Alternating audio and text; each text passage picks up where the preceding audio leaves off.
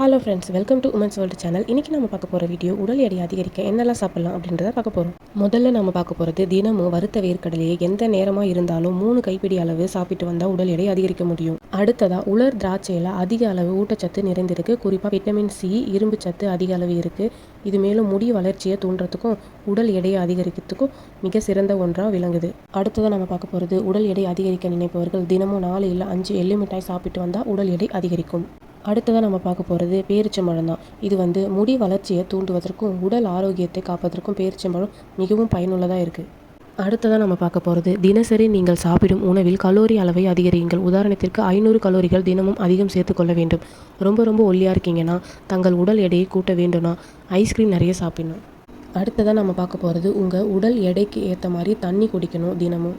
அடுத்தது கடைசியாக பார்க்க போகிறது வெண்ணெய் தடவிய 4 பிரெட் ரோஸ்ட் சாப்பிடலாம். சாப்பிடும் இடைவெளியை 3 முறை என்பதை 6 முறையாக மாற்றி பழகி கொள்ளலாம். இதே மாதிரி தொடர்ந்து சாப்பிட்டு வந்தீங்கன்னா 1 மாதத்திலேயே நல்ல உடல் எடை அதிகரிப்பதை பார்க்கலாம். ஓகே பாய், நம்ம அடுத்த வீடியோவில் பார்க்கலாம்.